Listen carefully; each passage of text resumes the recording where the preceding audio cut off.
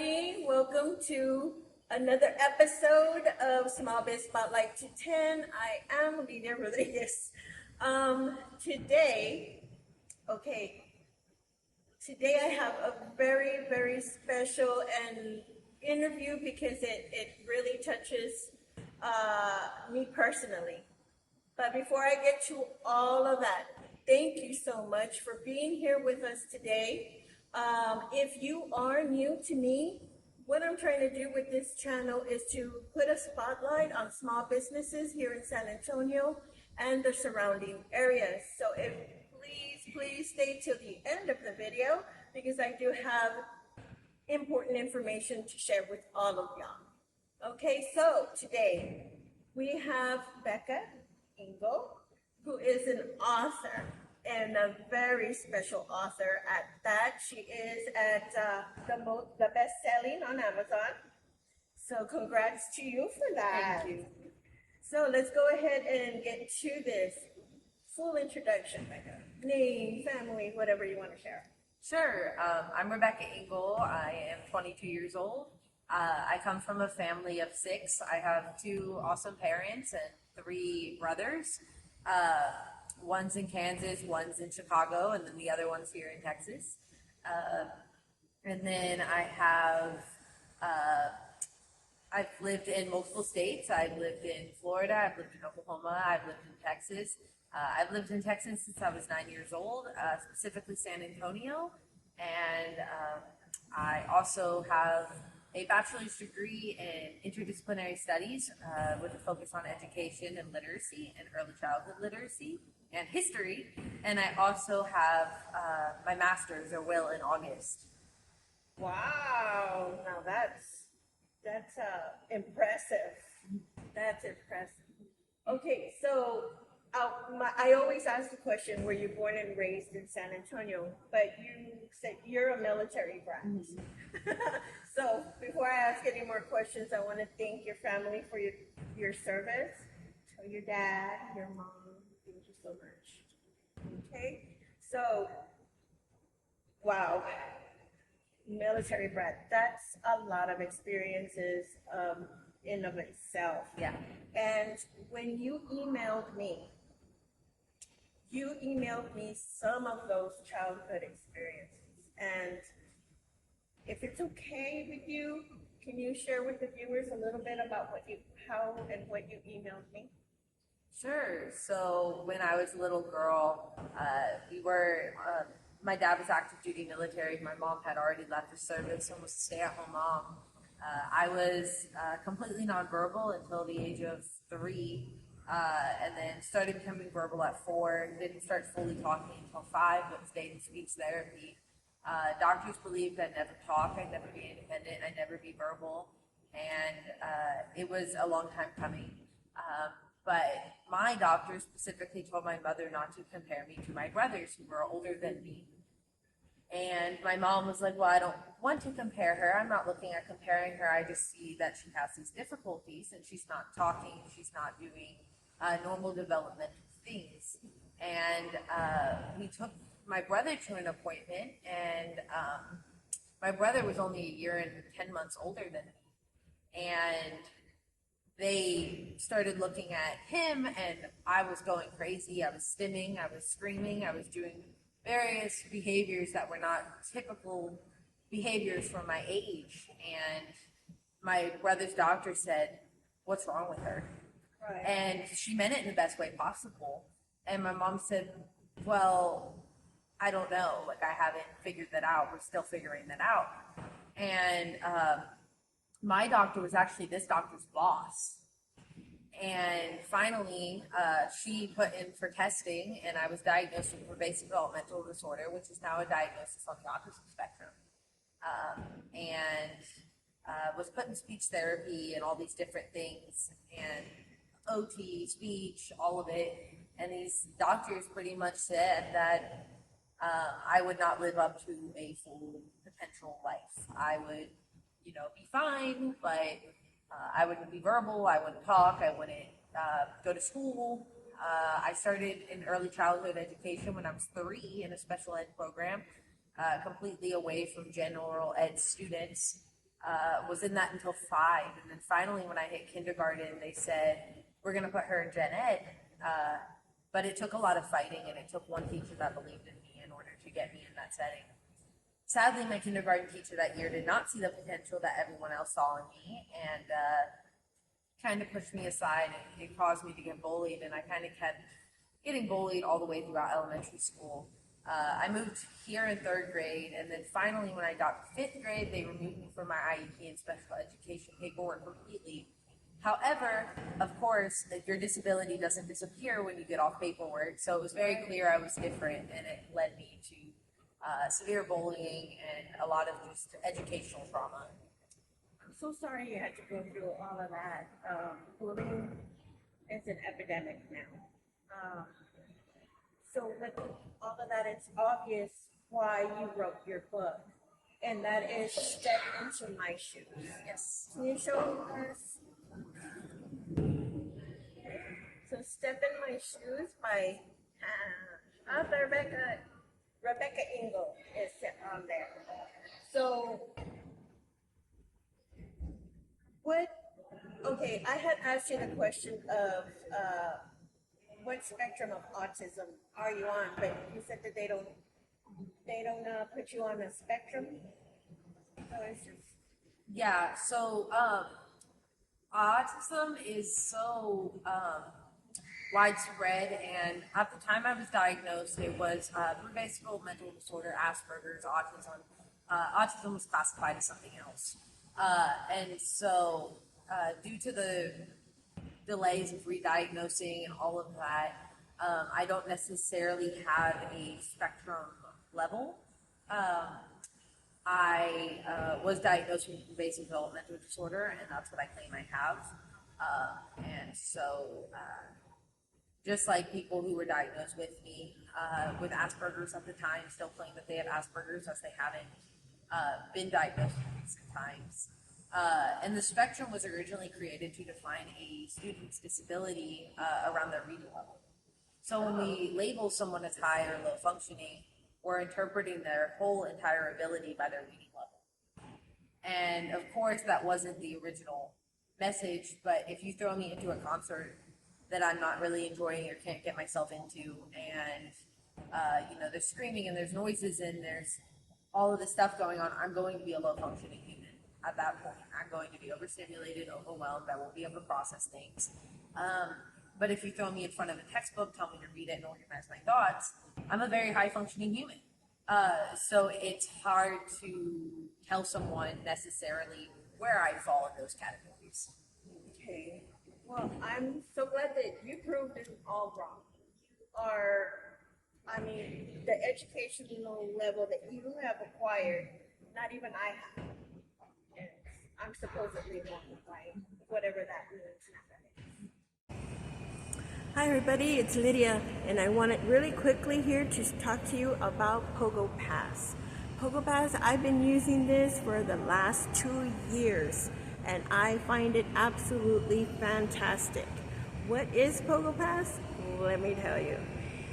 If you struggle with trying to find what to do with your kids when they're off of school for the summer, or you have a weekend off but you want to do something, but everything is so expensive, Pogo Pass gives you passes for the zoo, San Antonio Zoo, for the San Antonio Aquarium, Buckhorn Museum, the Wheatie Museum, all of those places all in one pass. So you purchase a pass and it's good for more than just those places. It has tons of places that you can use to go, and you only pay once. You only pay once, and you just show your Pogo Pass at the cashiers and you just walk right through. So that's real fantastic. It's one price, and if you use my promo code Save on Family Fun, okay, don't forget to put that in at the checkout, you get an additional discount. So if you have a large family like I do, and you pay for going to the zoo and you pay each one separately, it's gonna come out to tons. But here with Pogo Pass, you pay one time and you get to go to all those venues all year. You have a whole year to use it. So if you struggle with trying to find an idea, where can I go? Or you make a plan and the weather is not cooperating, Pogo Pass has indoor fun and it has outdoor fun. So, but don't worry, like always, down in the description box below, I'll have the links and the promo code. Thanks. Now let's get back to our guests. Hi. I'm glad that you proved all of them wrong on that, and I hear that you even became a teacher. How is that going? Good. I love teaching, and I do teach kids that have disabilities that could affect them minimally for the rest of their life. And I love every moment of it because I feel like there's so much there that I get to bring out in them that they don't see in themselves. My students know that, I struggled growing up. I've shown them speeches of me in fifth grade where my speech is all over the place. Just so that they know that, like, you can become something bigger than what you were in the fifth and third grade. I teach third, fourth, and fifth grade, so that part of my life for me was really figuring out my identity and where I belong and where I fit in. And I feel like that is the case for everybody, even those without disabilities. But I feel like when you have a disability, it's, you're deciding if you're smart enough to pursue honors classes, if you're smart enough to pursue these electives or these interest areas, if you're talented enough. And I feel like us with disabilities obviously have a much bigger decision with that than someone who doesn't have anything holding them back except for the environment around them. So when did you get the idea to start writing the book? Before or after you started teaching? Way before. Yeah. It was during my college years. I just started teaching in August. So the book was inspired because I was in a history class, actually, working with refugee populations. I was tutoring a class of 36 refugees with 22 different languages in this room. Wow. And I was trying to navigate how to teach these different populations and cultures. And of course, I'm white. I speak from a point of privilege most of the time. And I feel like, having to navigate that, I didn't really have any way to connect with these students other than I could teach them because I had the qualifications, right? And so I came to my education professors and I said, I think every student in the education department should have to do this, because I had to find 1,000 different ways to teach 36 different kids who had just escaped countries and figure out their whole entire life. And some of them didn't even know what language they spoke. So of course, when you have, a student in your class that comes from Mexico, okay, they probably speak Spanish, right? But with this case, you didn't even know that. Like, they couldn't even communicate to tell you what language they spoke. And some of them had gone from so many different countries that they spoke multiple parts of different languages. Wow, so their sentences were mixed with different languages in one individual's identity. So there was so much to navigate in all these languages that were, most non-developed countries that I had to navigate. And I was like, every education major, I think, should have to do this, because it was eye-opening. And this was right here in the home of San Antonio. And I came to my professors and I was like, I want to, talk about more of this. And my one professor goes, Engle, we already actually have a program, that kind of does that. And we wrote a paper on how you can do that better, a research paper. And then she said, you should do one on books good to teach kids with disabilities. And books good to teach kids about disabilities as well. And I kind of already had an idea to do something similar. But my senior year of high school, I sat in multiple different classrooms. and they're talking about learning disabilities, and they had compared differences, and they started talking about different wards where we had segregation to kind of teach about how seeing differences is a negative thing and how we shouldn't see differences and seclude like we have done in history, and how all of that has led to downfall. But the fact that we had to bring up war to talk about disabilities in the classroom was an absolutely crazy concept to me. But then I started looking for resources because of this research project that I was working on with my professors. And as I started looking, everything about teaching kids with disabilities or about teaching kids about disabilities was written by the mom of an autistic kid, the sibling of an autistic kid, the sibling of a dyslexic kid, the sibling, the uncle, the aunt, the whatever. It was all third party. And I started to think about it, and I was like, what if every book about everyone's culture was written in the third person point of view? Like, how much would we really know about people's culture? Probably not very much, right? Because we would be experiencing everybody's culture in a third person point of view.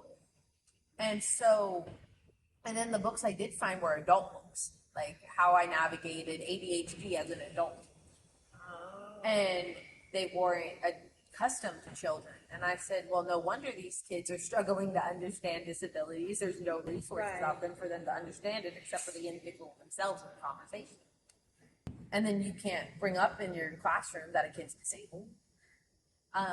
And so there's so many different barriers with that. So I was like, I need to be the first one to write a book like this, because there's clearly not a book out there that does this. That's why it's read and well known. That's fantastic. So step into my shoes is going to be your point of view with your disability and the situations that you went through. Can you tell us a little bit about the book? Like what does it all have in it? Sure. So this specific book really talks about trying to navigate the school day and how frustrated you can get as a disabled individual with your things out of line or out of place or not in the correct order, and then it goes to walking towards school and when a route shut down, how we react to that. Like if the road's closed or whatever. I remember getting on the bus, and if a road was closed due to construction or whatever, I would freak out. And then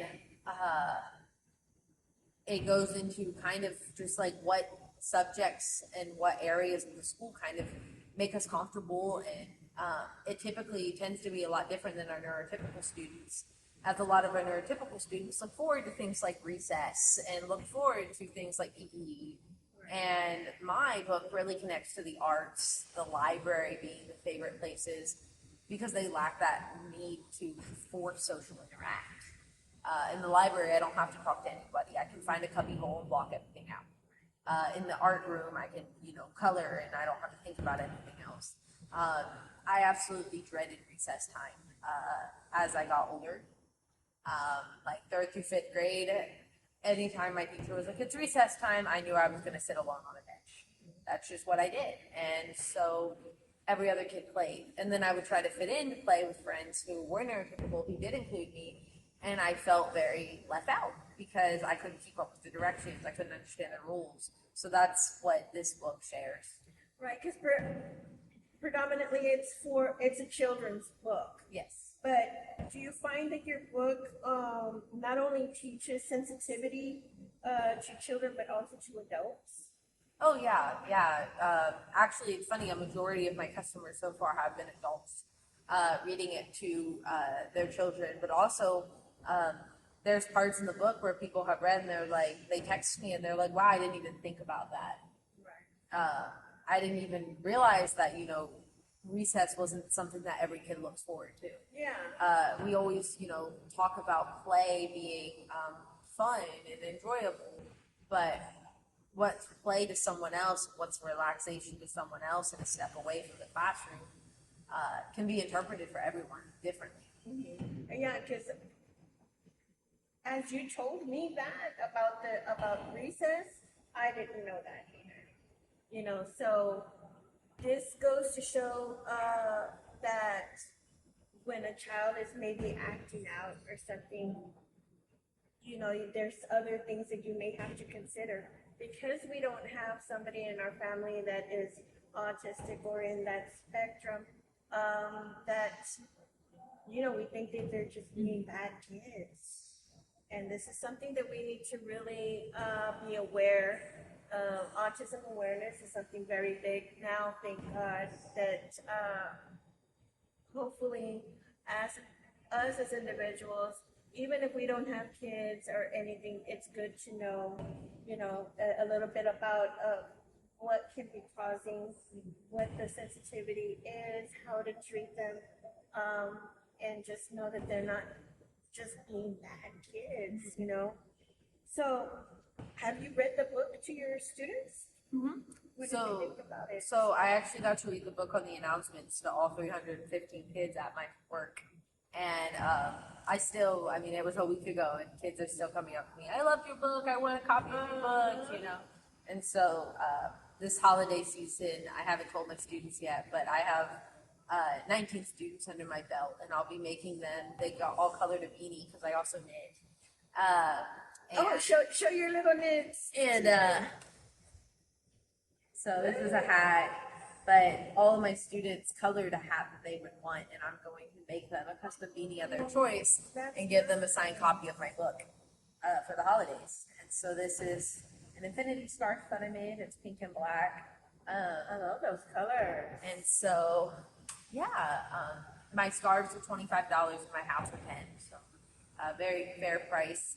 And then my book is 10, so I'll be giving each student just kind of a book with a hat before they leave for the holidays. So they have a newborn hat and they have my book. Oh, nice. So that's not the only book that you have. You have others. Yes. What are those about? Are they all dealing with autism? No, so not all of my books do deal with learning disabilities. My poetry stories that are out there, they vary on a lot of topics. I talk about trying to navigate college, stress of emotions. Of course, I do live from a perspective of someone with a learning disability, so there's probably parts that are intertwined where you guys, if you're neurotypical, you're probably like, well, I can't relate to that. I don't feel that emotion trying to do schoolwork or whatever. But of course, they're not really, like, the main topic is that. Some of them are about self-love and just like loving yourself and who you are as a person, despite any flaws you have in general. I have other pieces about like the magic of life and like why I'm grateful to wake up every day. So I mean, they kind of speak to everything. And then one of my other books that just came out yesterday, and I was recently just nominated for a global award for it. Wow. The award was Guardians of Tomorrow with Women of Purpose and Shyla Day. She's a famous singer. But the story is more focused on the autobiography side, just kind of, what I've gone through in life, including my learning disability, but just genuinely, middle school social interaction, high school social interaction, college social interaction, what I'm grateful for, getting in the magazines and getting in books and just getting on the news, being a nonprofit leader, just genuinely my life. Yeah, that's fantastic, and I thank you so much for doing all of this that you're doing. Being a teacher, yeah, I mean, that's amazing, and I thank you for that, because being a teacher is very difficult nowadays. And being the trailblazer that you are for somebody with autism, and that you're able to tell your story so that other people who are finding it difficult at school, at any age now, because you have all the way to college, to try and help out. You're not alone, in other words, right? Nobody is alone in this. You're here, and I hear you.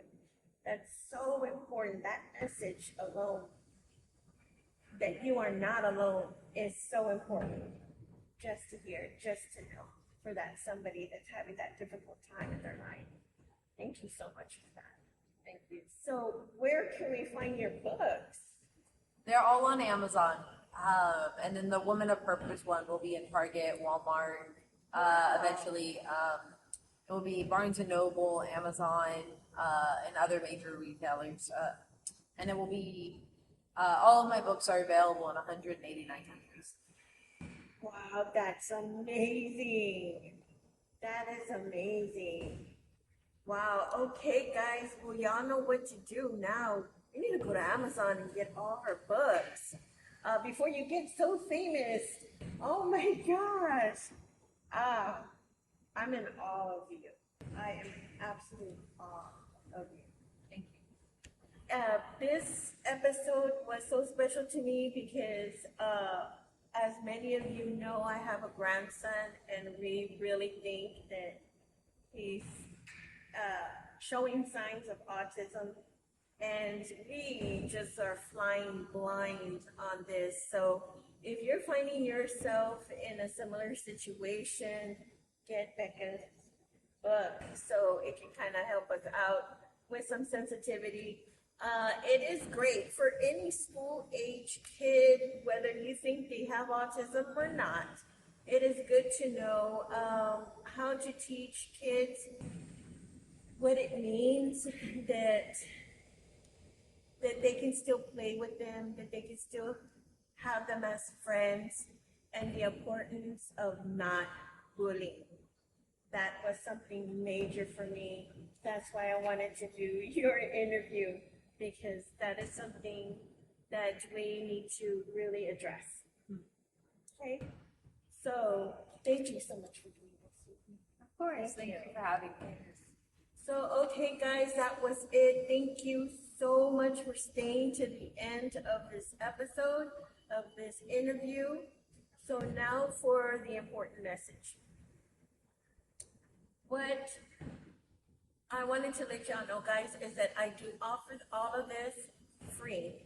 I don't charge any small business. And now authors, I've been doing authors as well. Small business people, artisans, vendors, restaurateurs, all of this, I do not charge for this. So please, if you can just go up there and give me a thumbs up and a subscribe, that really helps to get their names out there for everybody. And also, if you happen to have a small business and you would like to be on my YouTube channel, please send me an email at smallbizspotlight210@gmail.com. And as always, I will put all of Becca's information down below at the description box so we can go get all her books on Amazon, right? So we'll have all of those links there for you. So now for next week, I have, let me see, let me get my notes, because the last name is kind of hard for me. Ana Urabazo. Anna has a photo booth called Amanda's Photo Booth. So stay tuned for that one. That one's going to be super, super fun. Okay, guys, so y'all have a great Thursday. Have a great weekend. Now you know what to do. Let's get on Amazon and get your book. This one right here, Step Into My Shoes by Becca Engle. Thank you, guys.